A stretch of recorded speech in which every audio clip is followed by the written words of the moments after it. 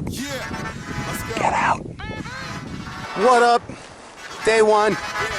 Birdie's epic Colorado Trail through hike. And I could do all things. I could do all things. Yeah, I could do all things. Yeah, we came a long way. That's what the song say. And I could do all things. You sense of the theme? It's another beautiful morning on the trail. Pretty much always beautiful. Pretty much always cold. It's pretty much always hard to get out of bed. And I pretty much always take way too much time to get out of camp. It's back to living this dream. Savoring every moment of it. The good, the bad, the ugly. We got hail! I'm sure the video doesn't do it justice. It's just majestic. Yep. Oh. Yikes.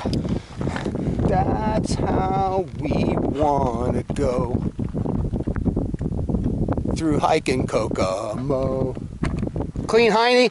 I've got no monkey butt, no nothing. No monkey butt, no nothing. Extra TP for the dad. Exactly. I feel like I'm going to mutate or something. Become an X-Men. My only superpower is to walk long distances at slow pace. Gotta make up miles since we're going to be losing today. It's a grind. It's a grinder. Man, if I'm eating pancakes within the hour or so, oh my God. Good morning. Good morning. It's great to be alive. Man, if you're living here and you're not enjoying these places, I don't know what you're doing. Maybe you got something else that stirs your cup of tea, fills your Kool-Aid glass, whatever, man. And if you do, that's great. If you don't, just get up, just get out.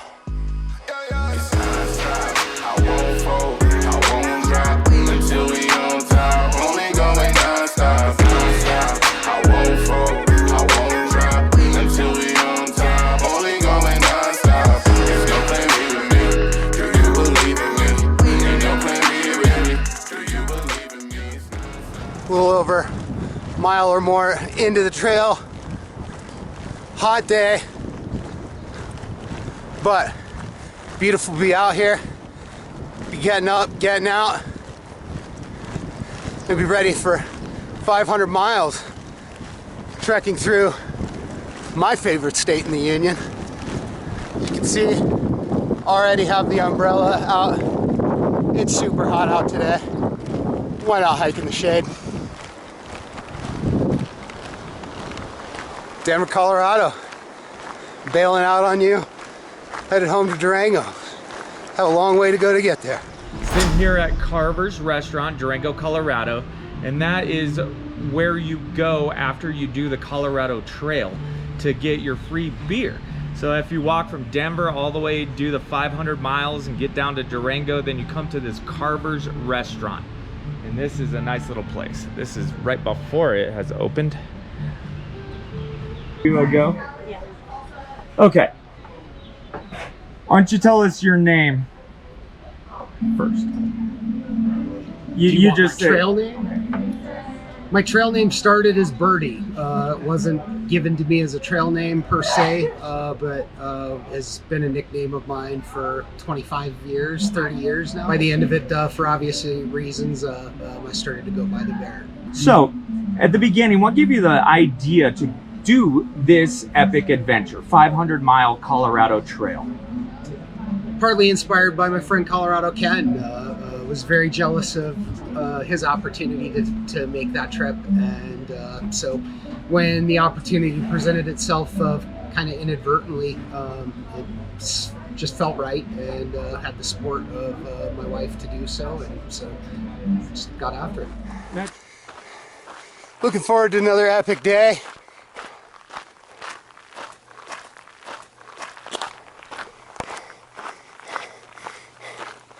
Beautiful so far. Doesn't feel quite as hot as it did the last couple of days. More consistent water sources today, so we won't be carrying quite as much. Yesterday, that burn scar was a 10-mile section with no water. Only water is a fire station. And then you got about 6 more miles or so. So a pretty long stretch with only that one water source. Camped not too far from it last night. Water is a huge factor. I'm not used to having to factor water on most of my backpacking trips because most of the places I go have pretty consistent water sources. So I'm not totally used to carrying, not used to accounting for how much water I'm going to be consuming in a day when I'm going to be going a longer stretch without. It's all part of figuring it out. That way, the sections later in the trip, where you've got sections 20 miles or more without a consistent water source, you know exactly what you need, get it dialed in. Yeah. All beautiful. Birdie. I'm telling you to get up, get out. Birdie. Segment 3, day 3. The wildflowers have just been crazy today. Super, super beautiful. All mountain meadow, pine mostly, some aspen.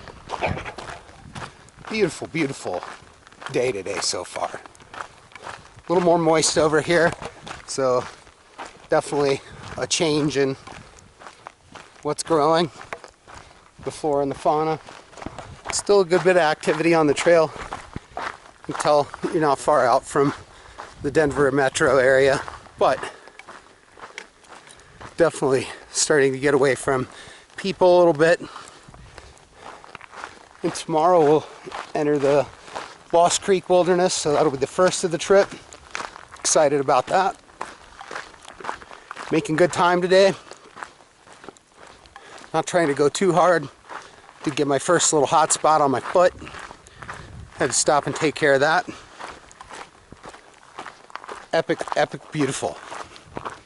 This is what it's all about. Day 4, just started segment 4. Beautiful, beautiful, beautiful. Got a lot of elevation to gain today. I think over 2,000 feet. Big day on Saturday, so we're going to try and get ahead of schedule today so we can have a little bit of a light day on Friday. Just see how the day plays out and what's in store for us today. Here we are, Lost Creek Wilderness. First of the wilderness areas along the CT. Segment 4. We're going to push through the wilderness area today. That's the plan. So as you could see, we just saw our first herd of elk. There's probably about 20 of them over there, maybe more in the trees bedded down. Hard to tell, but definitely a good sized herd. We have not seen any elk up to this point. Right now, we're in the Lost Creek Wilderness area. We left it, came back in, and are now in it again, kind of on the other side of it. My point being, mountain bikes are not allowed in wilderness areas. We haven't seen any elk, and then all of a sudden we get into a meadow in a wilderness area, and you've immediately got a herd of them. I'm not anti-mountain biking, but I am absolutely pro elk and deer populations. Expanded access for bikes, particularly if you start talking motorized bikes, e-bikes, anything along those lines, it's bad for elk numbers. It's what I believe. I believe that's what the science backs up. I get wanting to access places like this, but there are ways to do it. You just gotta have these on your foot or be in a saddle. I frankly don't have any problem with that. Day 5, beautiful morning, late start, a little embarrassed by how late we're getting on the trail, but that's okay. Sometimes you need those mornings. I hadn't slept well to this point. Got a little late shut eye, so Staying in a little bit, letting the tent dry out a little bit, warm it up. It's kind of regrouping. Put in a couple of good days, so physically probably not a bad idea to give myself a little reprieve for a couple hours this morning. Crazy storm last night. Barely had my stuff set up before the skies opened up.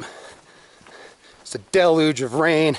I literally had to open up my umbrella on the side of the rain fly that I had a little bit high so that I could get some gear storage under there, because it was pelting so hard that it was bouncing into the tent.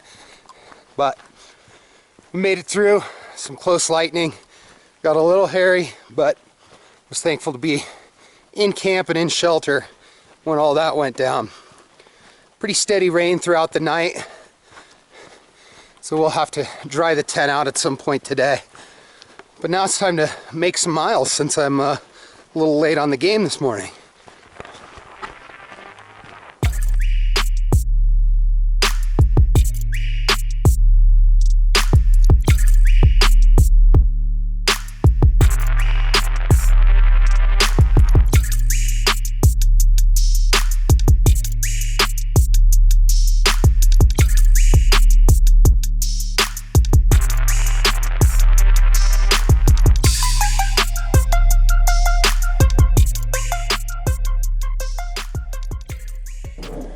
Exiting the Lost Creek Wilderness for the last time. Could have been in and out of it for the last day and a half. Really, really beautiful area. We saw some game, tons of beautiful flowers. The water availability was good. No issues where I had to carry for long periods of time. Absolutely beautiful. Is a spot that I'll have to put on my list to make some return trips to. Looks like there's a good bit of wilderness area to explore back in there, and yeah, some really pretty valleys with some creeks running through. The one that I walked through yesterday, the one that I skirted along yesterday earlier in the day that you couldn't really get a good glimpse of because of the thick pine forest. Beautiful, beautiful segment. Segment 5. Making our way towards Kenosha. I think we're making pretty good time today, even with the late start, so who knows where we'll end up tonight. Weather may determine a little bit of that, but that's always part of it in the backcountry. What up? Day 6, segment 6. Loving every mile of this, man. This is just beautiful. So much positive energy that nature can give you. Really kind of recharge you, heal you. That's what this trip is all about for me. Kind of get things in right perspective. So today, day 6, all about setting us up for tomorrow. And then on to Breck for some real food, a real bed, laundry, shower. Not gonna lie, pretty ripe right now. Probably wouldn't want to be in a car or a tent with me. Happy trails. Now, how did you prepare physically in the 2 months that you had prior to the going? Up until like the last 2 weeks before the trip or so, I did a good bit of hiking. I did a lot of work. I was already pretty dedicated on my elliptical that spring, so came in fairly decent cardio form. I did a good bit of hiking where I could as I was getting ready for the trail. I was wrapping up at a job that I was in the process of leaving, so I didn't have as much time to hike and get prepared in that regard. It certainly took its toll. That first week was certainly physically, that first week was tougher than any of the other time during that trail. Once your body starts to round into form, you feel a total difference somewhere in that 7 to 10 day range where your body just gets it and you're capable much more than you were even a week sparing water just a bit, but good and hydrated, so shouldn't be too big a deal. Next water source is about 4 or 5 miles away at this point, so just gonna have to conserve. That's where we plan to camp for the night. Definitely hear boomers off in the distance, so glad that I did go ahead and push, get to this side of the pass before things built up in this area. I do fully intend to get rained on tonight. I'm just kind of hoping that'll be once I'm in camp and not on the trail. But I do love hiking in the rain. Woo! Chilly night last night. A lot of rain. Not getting the earliest start this morning, but we did push a little further than expected last night, so not as much distance to cover as what I'd originally expected we would have to today. Frankly, could probably get all the way into Breck today, but given my hotel reservation is for tomorrow, we'll stay about 4 miles outside of town and then make the huff in tomorrow. So yeah, good times. Fellow travelers out on the trail this morning and I just ran into. Saw them a couple of days ago. Got a couple of dogs out here, so that's super awesome to see. Not much bigger than, right in the same size as ours. A little smaller than our big guy Paco. Anyway, time to make some miles.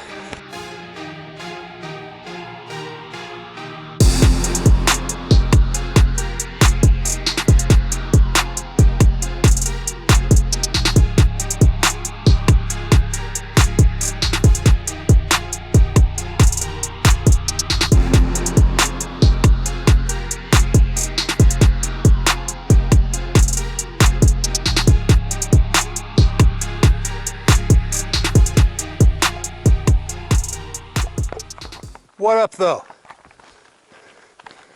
Rob, aka Birdie. It is Sunday. Our Nero day in Breck. Stayed about 4 miles from the trailhead. About 4 1/4, 4 1/2. It's the place I'm going to be staying tonight.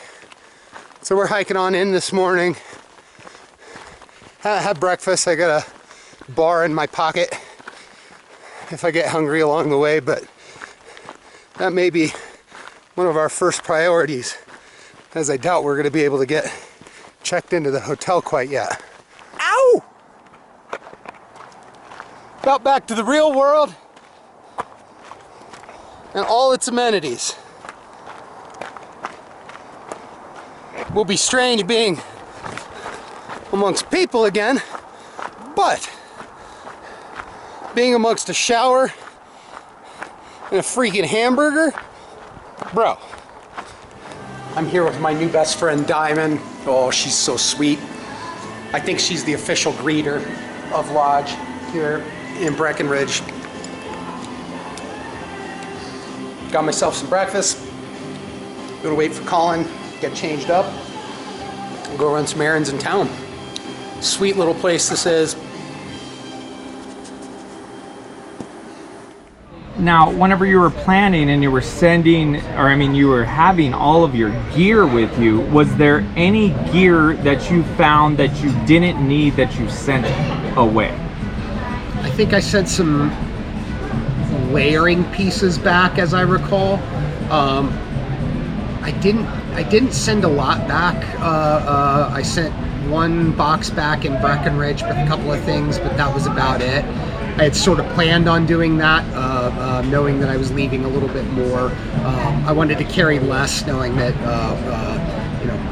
temperature and stuff like that as you're leaving the Denver area and getting up to the high country wasn't going to be as big of a challenge. So there was a little bit of a transition of gear after that first week that was kind of planned in. I did change out my mattress pad halfway through the trip. I wasn't sleeping well on the pad that I had, and that was honestly one of the hardest parts about the early part of the trip, and that was one of those lack of sleep and just the emotional strain. I would say the time that I was second closest to breaking was only 7 days in Breckenridge. Just not sleeping was taking a huge toll. Being away from my family was taking a huge toll. But sleep was huge, and once I made that change with my air mattress to Nemo, it's a Quasar, it was a totally different ball game, and that allowed me to continue on. Not sleeping, you're just not going to be able to do it. It wears you down. Birdie, back at it after a Nero day in Breck. It was a totally mixed bag, man. Happy, so happy to be back out on the trail. The hustle and bustle of Breck, man. It's not where I'm at mentally right now. This is where I'm at mentally. It feels so good to get back out. It was nice to have a day, but honestly, you realize just how magical it is out here, how special the journey is, and how much you need to savor every moment of it. Nerves a little fried from the whole trip into Breck yesterday. Had a great lunch with my buddy Colin, the Sparrow. So awesome to come up from Colorado Springs, hang out for a couple hours, cart me around a little bit, break some bread. Nice to have some familiar company to chat with. Got to FaceTime a little bit with Crystal and the dogs, so that was awesome. That is part of what makes getting back on the trail a little hard. But man, having a hard time sleeping last night.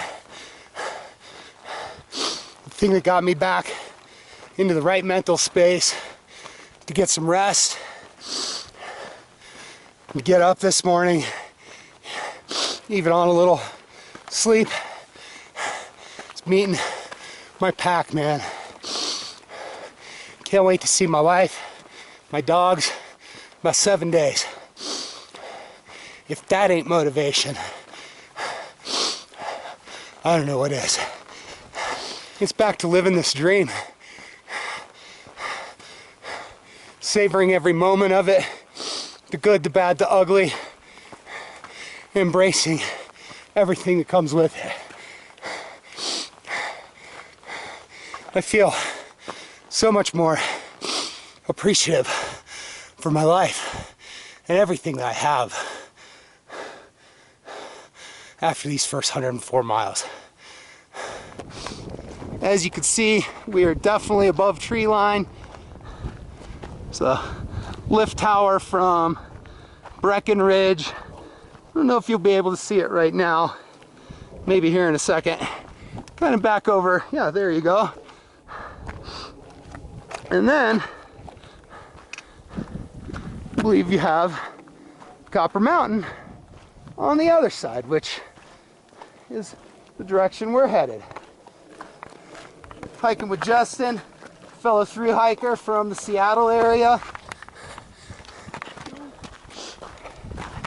Awesome day. Lots of vertical. That actually didn't feel as bad as I thought it might. My guess is that had to be an avalanche that broke up in that upper tree section. Some impressive destructive power.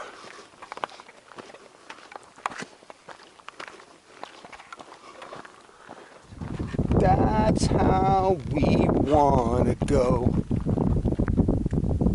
through hiking Kokomo. There you have it. Kokomo Pass, 12,022 feet. We might try and head towards somewhere towards Camp Hale. I think there's some camping down in that area. Some cool history down there. So we'll see. Maybe we'll make it a little farther. Who knows? Here at historic Camp Hale.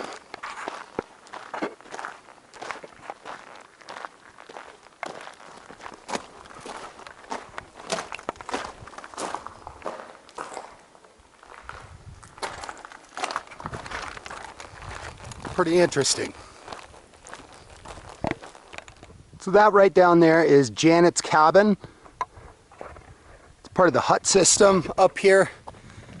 I suppose you can rent it in the summertime as well, but a lot of people will rent that and backcountry ski in here, snowshoe, whatever the case may be. Just a lovely, lovely day. I guess I haven't done a lot of trip commentary on gear and food and some of those kind of things, so maybe this is an appropriate time to do so. Gear, we lost the umbrella. That was definitely unfortunate. The tent has performed beyond my expectations. I was kind of worried that it was going to have some major issues with it, but so far so good. Condensation issues were probably more my fault from where I've pitched it than anything. I've got a 30-degree bag. Not gonna lie, that's a little cold. You probably want a 20 for doing this hike. If you sleep cold, you may want a 10 or 0-degree bag or a bag liner. I sent my bag liner home in Breck because I hadn't been using it. That may have been a mistake, so we may add it back into the mix once we get into Salida. As far as other gear, cook system, I mean the jet boil is heavy but reliable for how I cook, doing some reheating of noodles and stuff. The simmer feature on that particular jet boil works really well for me. Typically I've been getting into camp in the range of about 6 o'clock, so I'm certainly not hiking till dark. Could be making more miles every day, but I think we each do this the way that we do this, and that's just kind of been the style that I have found has suited me the best. Food itself, portions have been the biggest issue. My portions have been, by and large, way too big. It is hard. You just don't crave food, which is weird. Your body's exerting so much, but you just aren't really craving a whole lot of fuel. Feeling good. My body seems to be holding up.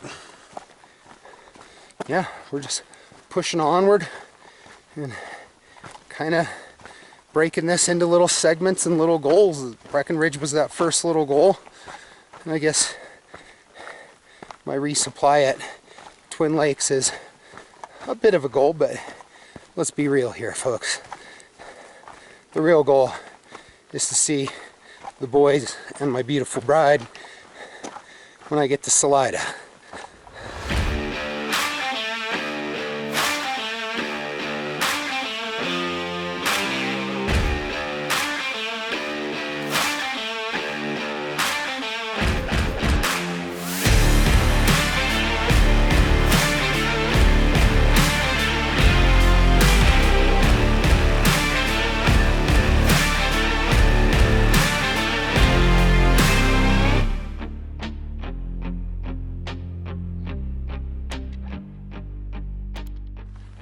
All right. What the heck is this? Day 12? I think that's right. I'd have to count and do the math, but I believe that's correct. You hear the crackle of electrical lines. That's kind of odd and a little disconcerting. I feel like I'm going to mutate or something. Become an X-Men. My only superpower is to walk long distances at slow pace. So, this morning was a strange morning, got really emotional thought about a friend that I lost. It'll be 20 years this fall. Things like that happen on the trail, you know. You just think of things that you haven't in a while, and got me really emotional. And not gonna lie, I had an epically good cry. Just thinking about him and what his life could have been, and you know. But check to see if I've got cell connection now that we're kind of within eyesight of civilization for a while, and did, and both my buddy and my wife had sent me warnings of a storm system coming in this weekend. It is Thursday. The storm is supposed to impact here starting on Friday. So we've got one day to make it over a pretty significant pass in order to kind of try and keep on schedule. It's certainly not area that you're going to be hiking through in any sort of weather. So that lit a fire under me, and I have been going like a madman, and looks like I'm going to get to my resupply at Twin Lake about a half a day early. That'll allow me to get onto the trail super early tomorrow, like probably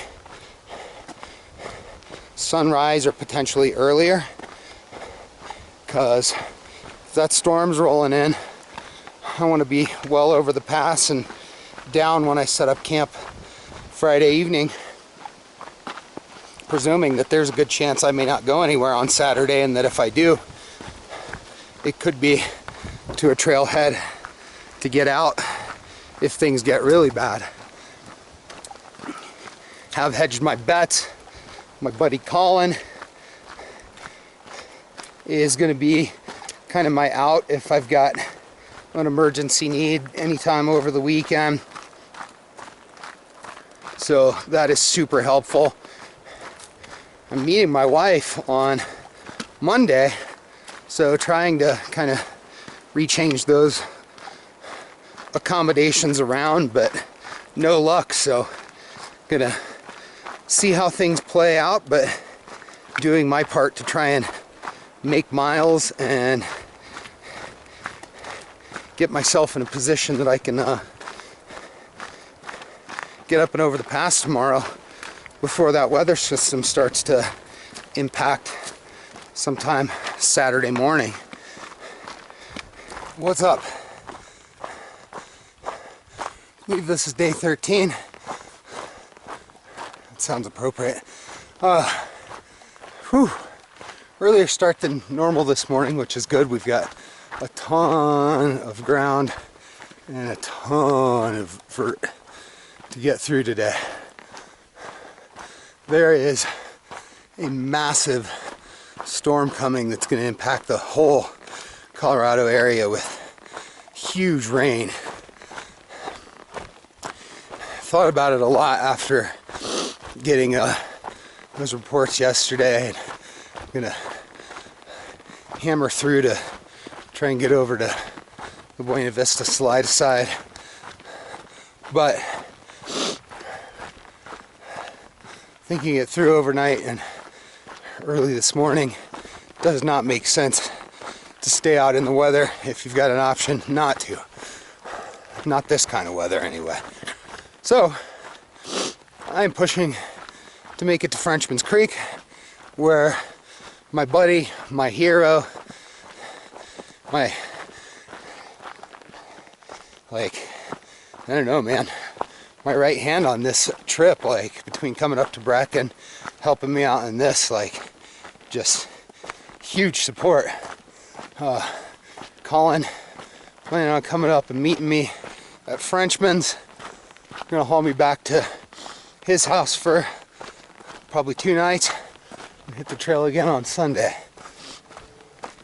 Does not make any sense to put yourself into a bad spot and risk either injury or risk the rest of your trip. So we're gonna play it smart, and that's the plan. Just hit the 200-mile mark, baby. Don't know why, but that pumps me up so much. I thought I could do it, but I was never sure I could get this far. Only 300 more. Durango, Crystal, Renard, Paco, Coda. I'm coming for you.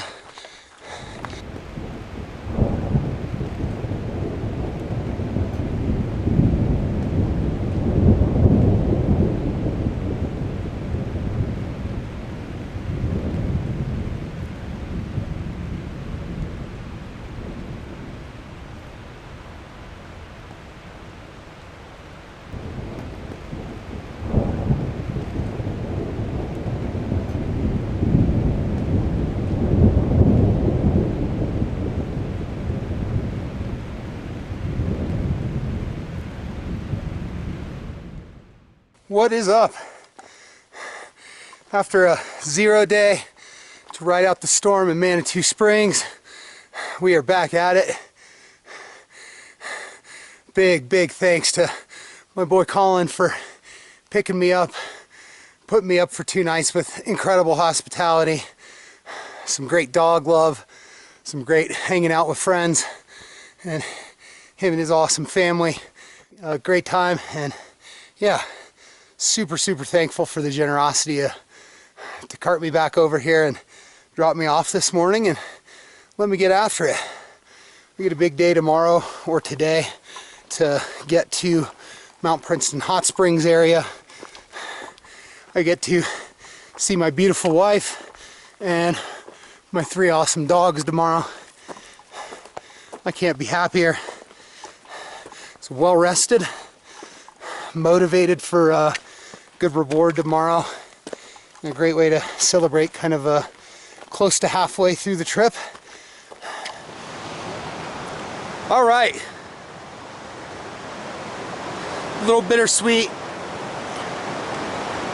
Love those 4 beating hearts. They're everything to me.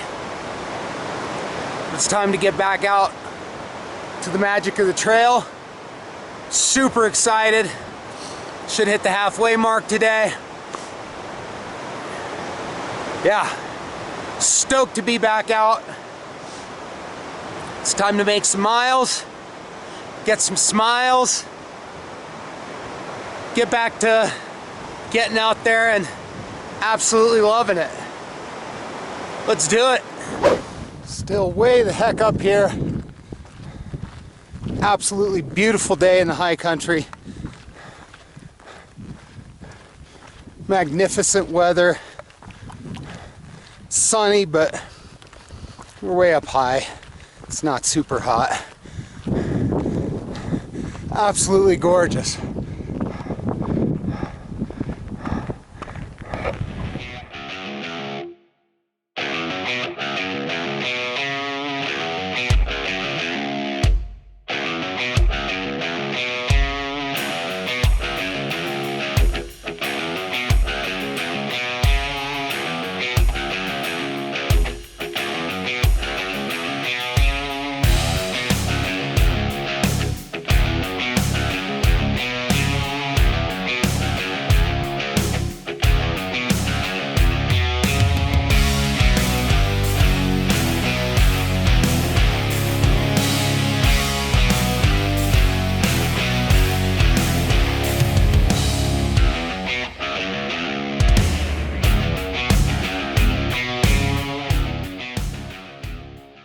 What did you find to be the most spectacular or enjoyable section of trail? The San Juans are just awesome, and living down in Durango, I think I'm partial, and so I would say Mollis onward was probably some of the prettiest stuff that I saw. My personal favorite view along the entire Colorado Trail is the view as you get to the top of Black Hawk Pass, and you just see the San Juans in all directions. It's just spectacular. Yeah, that is a beautiful, beautiful area there. The area, one of the areas I didn't expect that I haven't gone back to yet, but like the Lost Creek area, Lost Creek Wilderness, not far outside of Denver, between Denver and Kenosha. Just beautiful, and it's funny how some of the early parts of the trail have a lot of the similar flora and fauna as what you start to get into as you get down into Durango. Some of that first week, you're hiking through a burn scar that feels a lot like being in the desert Southwest. You're hiking through a lot of pine forest, similar to what you'd find out here in southern Colorado. So just a lot of diversity. Those were two areas in particular that I felt were just outstanding. You heathens that don't bury your toilet paper or pack it out. I can't stand you people. You're disgusting. You're despicable. Pack it out or dig it deep. I'm trying to be part of the solution, not part of the problem. This is my first trip with my Happy Bottom bidet. I am loving it. Never used a bidet before. Traveled to Europe, I never used a bidet. It's awesome. Awesome. Aren't they? Clean hiney. Clean hiney. I've got no monkey butt, no nothing. No monkey butt, no nothing. Extra TP for the dad. Exactly. You see, Your bad, my bad. this is confirmation. If you're going to take toilet paper, please bury it. I saw multiple piles with it just on top of the ground. This is disgusting. You people are heathens. Carry it out, bury it deep, or go bidet. It's awesome. That's Birdie's PSA for the day. So forgot to give an update. Our 300 yesterday, that wasn't 300 miles. I don't know who put that there. It's a cruel joke. I would have kicked it around and messed it up had I realized that we weren't actually at 300 miles, because that's just mean.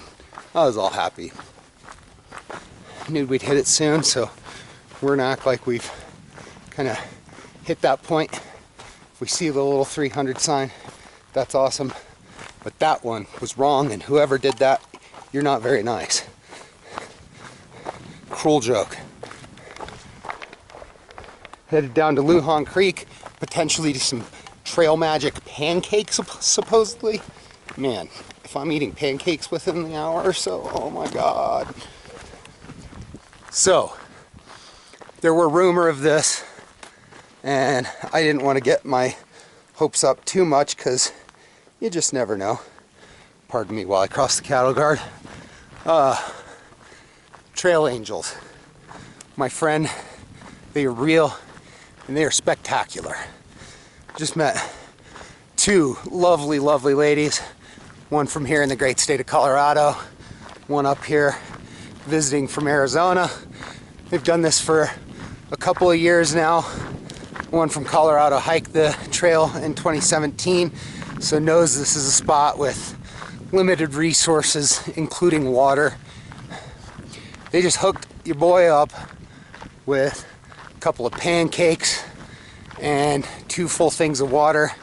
I forgot to grab some fresh fruit on my way out. That was a dumb move. That would have been much appreciated later down the trip. But anyway, lovely, lovely people. Old golden retriever biscuit that I got to love on a little bit.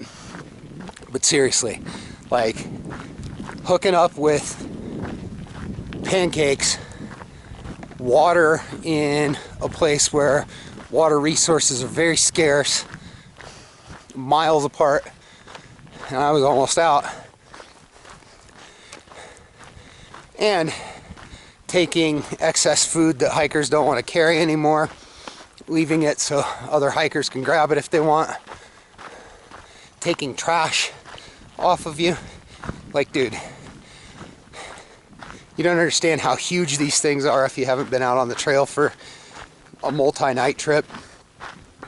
The generosity and kindness of strangers, my friend, that is all part of this. That is some lovely trail magic. And that's exactly what it is, magic, man. Like, those people don't have to be out here. They're out here camping, enjoying their time. And what do? They help people like me out, hook me up with a second breakfast, some good carb load so that I got energy for the day. Lovely, lovely people. Can't thank them enough. That's what all this trail is about. Trail love, trail magic. Let's take it back to the real world and let's treat each other like this, like every day. It's the way it should be. Is there anything that the trail might give to humanity as a whole? I think the thing that you most appreciate is just the generosity and kindness of human beings. It's something that I just can't put to words. You hear words like trail angel and trail magic and things like that, and you just, the generosity of somebody to just post up for a week and, you know, serve complete strangers pancakes in the morning and hot dogs in the evening. All the people just, that clear the trails. Yeah, or just the people that are, you know, out there in the places that there isn't water readily available, that are there. It's a lifesaver. Yeah, literally and truly life-saving. Like, you just could not make the journey without some of this support. And so that was the thing that I don't think that I expected, that, you know, really, I truly cherished as much or more than anything from my trail experience. Good morning. I can barely say that. I am such a slacker. It is about 11 o'clock and I'm barely getting out on the trail.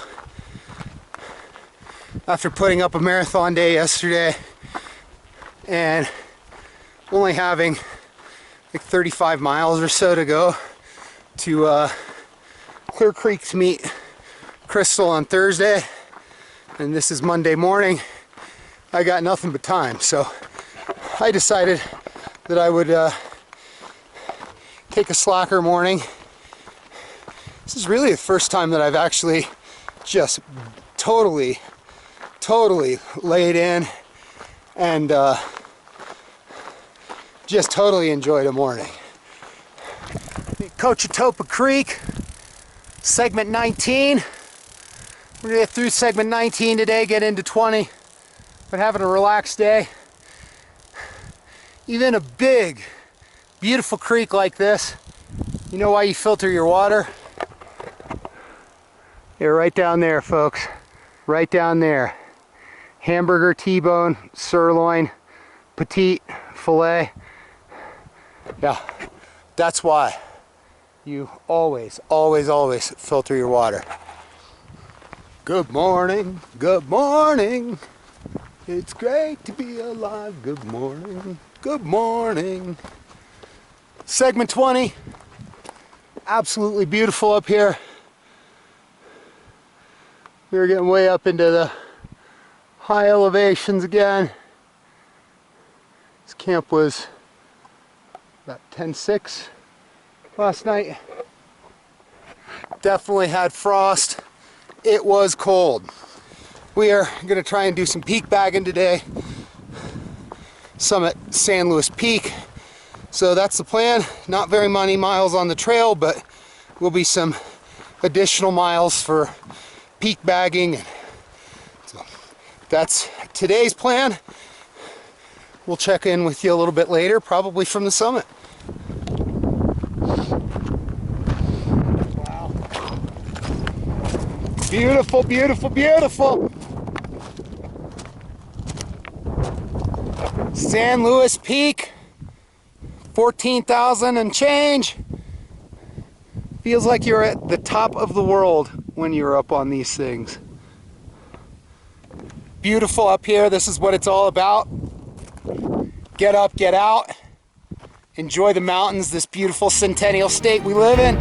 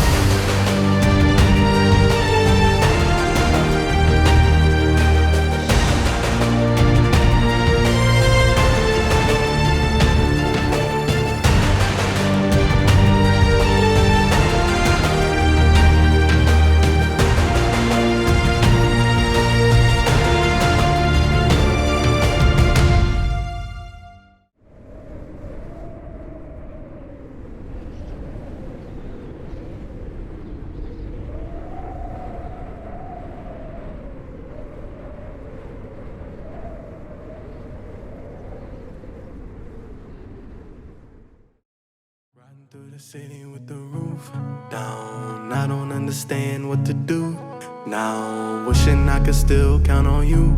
Hey, fine when we used to kick it, Luke Kang. Used to feel invincible like Luke Cage.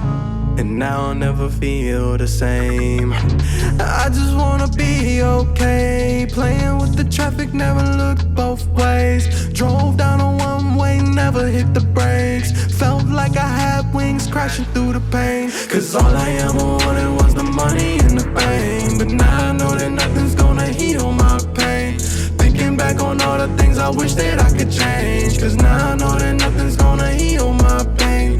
Never told me loneliness came with the game. And now I know that nothing's gonna heal my pain.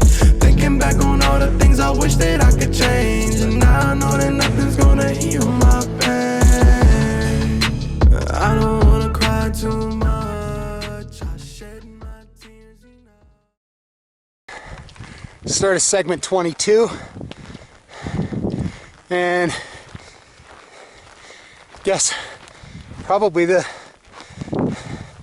big thing to do at this point is bring you up to speed. Apologize when I get emotional, not if, because it's only a matter of time. It'll happen quick. It's been 9 days since the last time I had this camera out and chatted with you guys. Just before meeting up for my resupply in Lake City. Our joyful little spirit, Coda, was hit on the highway and killed, tragically taken from us. As you can see, I'm far from over it. This morning's been a crazy bag of mixed emotions. Before starting, I went up to visit the site that he was hit at and take a moment there. Wasn't there when it happened, so some of this has been sort of surreal for me.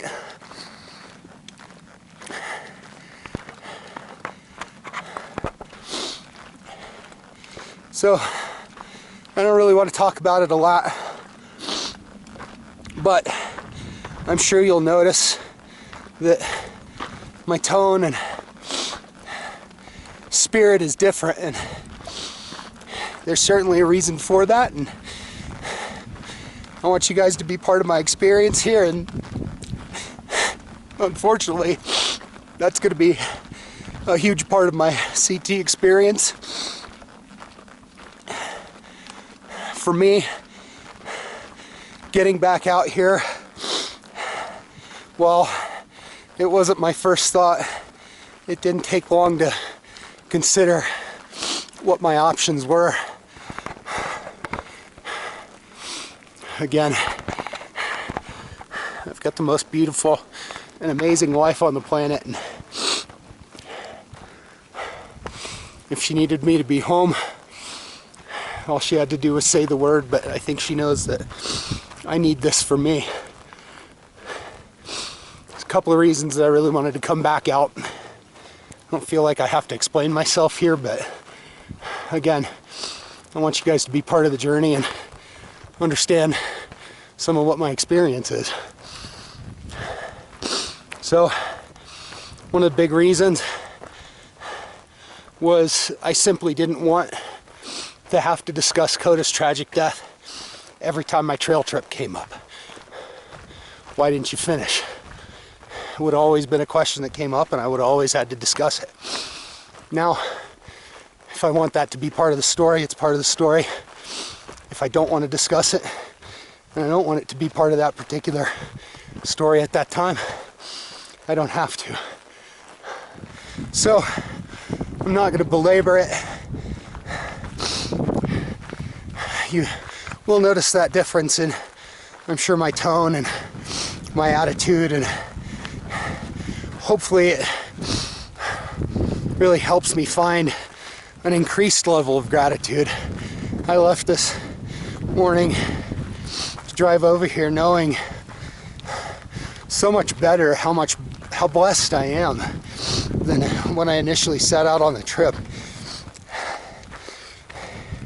Gave each of those 3 heartbeats in my house a little extra kiss on the head. I may or may not have intentionally woken my wife up just so I could hear her voice for one more moment and leave the house making sure that the last words out of my mouth were that I loved her. This trail is 500 miles. It normally takes people between 4 to 6 weeks to do the trail. Do you know how many days it took you to do the trail? It took me 31, I believe I was on trail 31 days. I was off trail for, I believe, 9 days. That's right, and we're gonna get into that. So, in the middle of the trail, you had to pull off of trail due to tragedy. Do you mind explaining that to us? No. So, just prior to my resupply in Lake City, my beautiful wife, who was, my support system throughout, she was the reason that I didn't have to mail a lot of packages, because I met her a couple of times along the trail. During that time, as I was coming down trail, she got a little sidetracked as to where she was in meeting me, and when she pulled off to get her bearings and figure out where it was that she needed to be to pick me up, one of our dogs got out into the highway inadvertently and was hit and killed. It obviously changed the tenor of the trip. That's right. It was a hard situation. He had pulled off to meet Crystal, and unfortunately Coda had gotten hit by a car and passed right there on the trail. And it was very difficult for them, and Birdie had to pull off of the trail. Now, how long did you pull off of trail for? I believe it was 8 days, if I remember correctly. I think he was hit on a Thursday, and I believe I resumed the trip the following Saturday. That's right. Now, this trail for you could be construed as 2 different hikes almost. You had your beginning first hike, and then this happens, and then you have your second hike, getting back on the trail, emotionally dealing with it, and pushing on after you have restarted. What was your experience of restarting the trail in that first week after you came back? Oddly enough, there was some element of continuation. One of the early things in the trail that you have a lot of time, and you have time to think about things that maybe you haven't thought about in a long time. A friend of mine tragically died in college, and I happened to find him probably about 24 hours after he had passed away.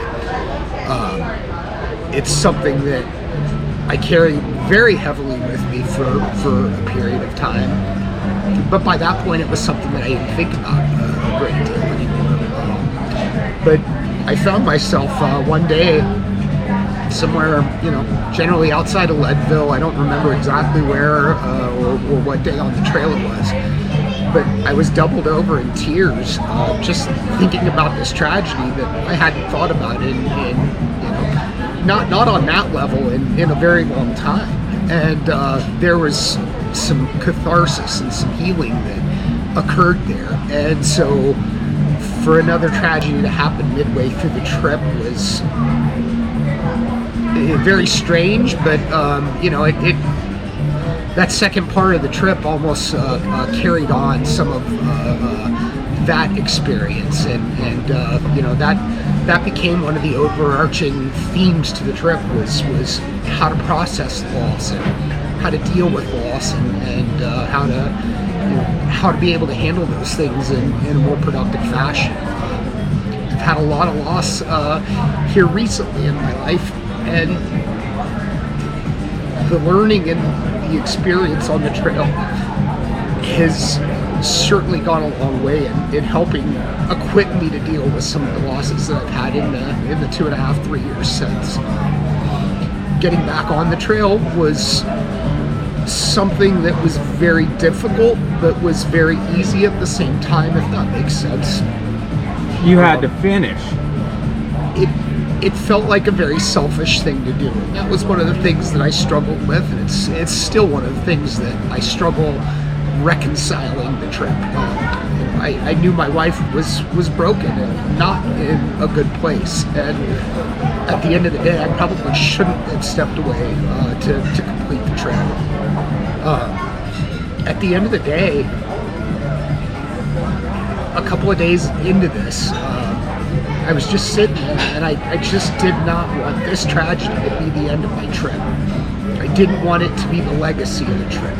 I couldn't let that happen. And so it was probably only 3 or 4 days after it happened that I decided that I would go back to the trail if Crystal allowed.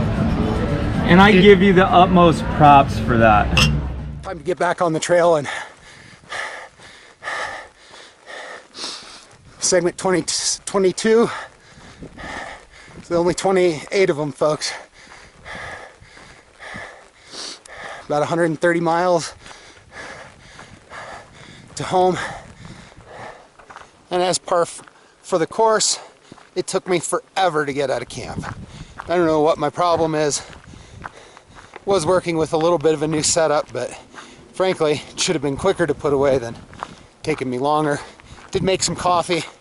That's something that I haven't done a lot on this trip in the morning that I think I probably will do daily. High point of the CT today, so that's a little bit of a highlight for the day. Man, we are still plugging along today. Been in segment 23 for a while. Cataract Lake was in section 23, so we've been in this little area for a bit. But as you can see, it's just crazy, crazy pretty. An absolute, literal picture perfect day. You can't ask for that, man. That's something smiling down on you. What's up? Segment 24. We are right down at the Animas River. It's a beautiful morning. I am not in the best of spirits. Unfortunately, the tag that I was carrying for Coda fell off in camp last night, so I'm pretty distraught and just upset with myself for having it where I had it. Fortunately, I know exactly where it is, where my camp was. It's not far from the train drop at Oak Park, so frankly, I think I'll be coming up here with a metal detector to try and find it. It's the one thing that I was carrying that's completely irreplaceable. I'm beside myself, but it is what it is. I made a poor decision. I'm gonna have to pay for it and hopefully come back up here and find it. Anyway, we are finally at the Animas River. So this is, you know, between crossing this and crossing 550 today, you know, that just is the sign that we're right around the corner from home. It's gonna be a long day, all uphill from here, essentially, like literally thousands and thousands of feet. We're a little below 9,000 feet, and I think we're trying to get over 12 and down a little ways to camp, so that gives you an idea of the day that we've got in front of us. It's going to be a long one. Unfortunately, getting a late start because I did spend probably at least an hour, if not longer, searching for that tag and just couldn't find it. So anyway, that is the start of the day. We're going to hope to make it a little better as we go, and yeah, not let this impact the rest of the day. We're gonna put a positive spin on things, put a smile on our face, because we're getting close to home. And yeah.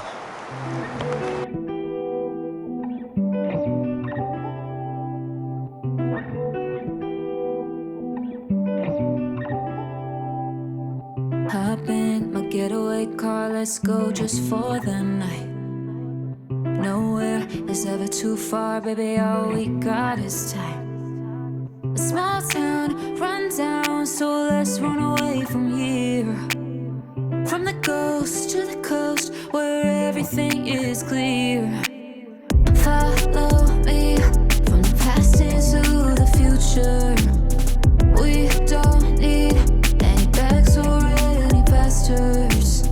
Let's be in the present, I don't wanna sweat it. I just wanna start all over. Just wanna start all over. All over. What's up, guys? Making camp for the evening. This is something I haven't really showed a lot. Like, I just, you know, camp life has not been the focus of the trip, but I have. So I had a, you know, talked about it earlier in the day, had a rough morning, really emotional day. I was as close to my breaking point as I have been in any of the 500 miles from Denver to, you know, the 420 some odd miles that I've walked so far. Emotionally just frayed. You know, just since I got back on the trail, it's been such a roller coaster of highs and lows, and it's been really hard to kind of mellow those out and even those out and balance those and kind of keep a level head. And when you're out here by yourself, you know, it's easy to really get in your head and really get emotional and you know, for different reasons. It's happened to me during hunting trips, not you know, due to some loss or something like this, but due to frustration or whatever the case may be. The trail provided today in ways that I just cannot be thankful enough. You know, if some things hadn't happened this afternoon to kind of perk me up and get my spirits back up, it's very possible that I could have called it in, which would have been terribly, terribly unfortunate. This afternoon was gorgeous. Just absolutely some of the most stunning terrain that I've hiked in the entire trip. Just beautiful. I got an email while I was able to check in, you know, briefly at Mullis, with an option for a job interview for Monday when I get back, which just lifts my spirits incredibly. It's with an incredible company, Osprey Backpacks. You know, it was one of those things that would have sent me over the roof if it had been a normal day. Heard from Crystal that sounds like one of her coworkers has a metal detector that I'm going to be able to borrow. I think that's going to allow me to get back up to that campsite and find that tag. And then, if you're out there, brother, tungsten thunderbolt. One of the shortest conversations that I've had with of any substance on the trip, and it was absolutely, absolutely timely. Brother, thank you for that. I think we both needed some kind words and some good encouragement from one another today. And man, that kind of spirit is all about what the trail is about. But then the cherry on top. Folks, this is probably the most beautiful campsite that I've had in my time at the CT. It's just stunning. Beautiful little mountain lake, way up high in a basin. Got some tree protection. It's protected from kind of wind and weather pretty well. It is just gorgeous.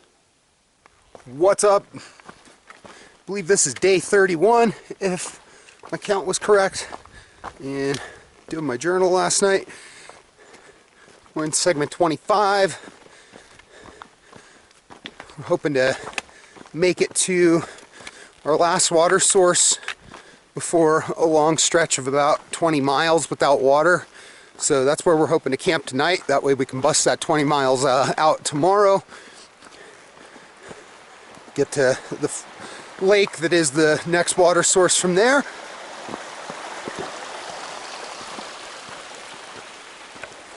Another gloriously beautiful morning on the Colorado Trail.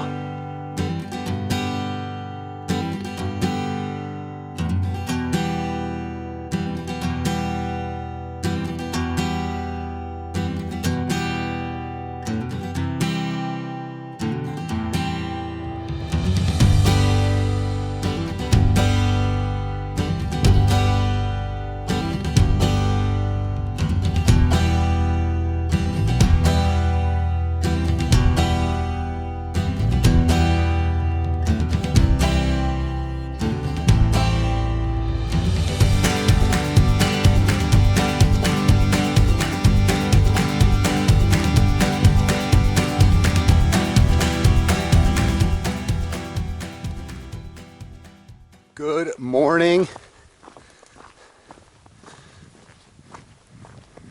It should be our last day on the trail, which is a really, really bittersweet thing. I'm certainly ready to be home, but this adventure has given me so much, and I'm so thankful for every second of it. I'm really, really ready to be home. I know that's where I need to be now that this trip is going to be complete.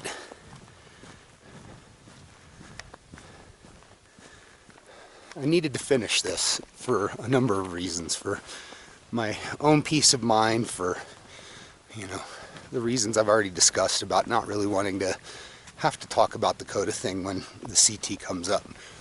I've completed it, and if I want to tell that part of the story, then I can. If I don't have to. There won't be any reason for anybody to ask, about it.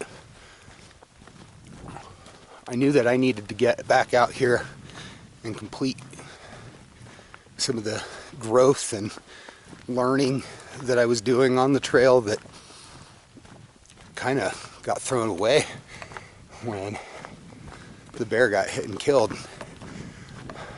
Stoked to be finishing. Stoked to be going home to my family, but I certainly appreciate that there's going to be some post-trail depression. I think that's a pretty common thing for through hikers, and so there's a couple articles out there on it. I know there was one on Osprey's website that I was looking at that I hadn't gotten a chance to read, that I will do so, but it's going to be a big part, managing the transition back to the quote-unquote real world. This has been an excellent trip. It's been beautiful. It's been challenging physically, but more so emotionally for me. And that was the case from the very start. The emotion has always been the harder part for me to manage than the physical part. That you can kind of just gut through. Emotional part's a little tougher to compartmentalize for me and just gut on, I don't know how to recap the trip. I've talked a lot about it. Just the graciousness, the kindness, the generosity of total strangers and of your friends as well. Everything that Colin's done to help me, everything that Kenny has done to help me. My beautiful wife, Crystal, being just absolutely so supportive of this. This whole journey is a tribute to her. It really is. None of this is possible without her help, without her love and her support. Just going back, very thankful for everything I have, way more so than when I started the trip. And going back, going to try to be a more humble and gracious person. That's certainly what the trail has taught me, that we can all take back to the real world. But I'm going to try and take it a step further and really incorporate some of what Tungsten Thunderbolt and I talked about. Letting go of that control. I think that's going to help me in a lot of issues.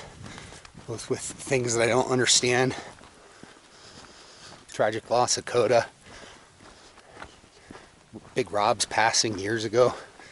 You know, things that just have troubled me for a long time. Just let it go. It's been a real part of this journey, and that was part of what I wanted to get out of it, was some real growth in those areas. And I've never had a 10 to 15 minute conversation that was more powerful than that one. So it really encompasses the trip in a nutshell. His generosity to take some time to have that chat, the trail putting us in the same place at the same time when both of us needed to have a similar conversation, because we both had been at our breaking points very, very closely before that. I hope I've given you a pretty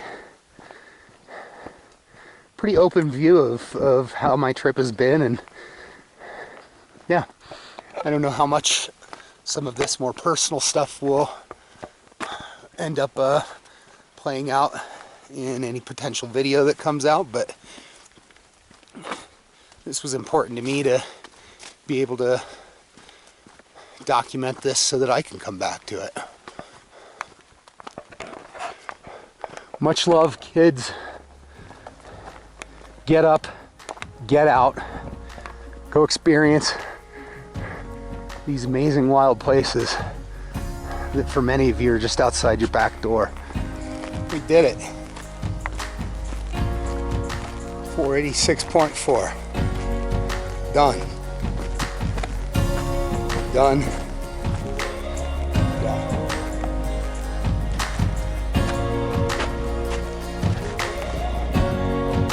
Thanks for coming along.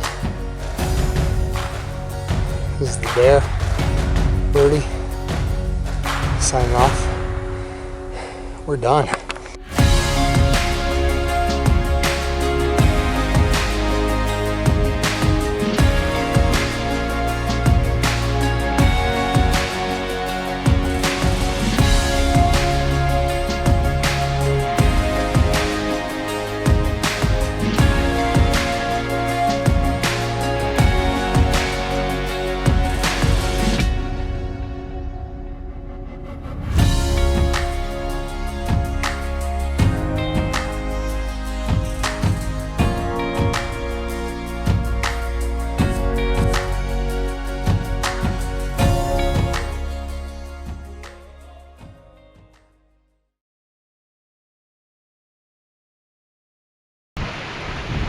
So while you're out on the trail, did you have any crazy wildlife experiences? Did you have any, you know, I don't know, weird encounters and on the trail at camp, you know, anything like that? You know, I spend most of my days when I'm hiking just looking for Bigfoot. That's what I'm looking for around every tree. Have I seen him? No. Has he seen me? Yeah, maybe. So.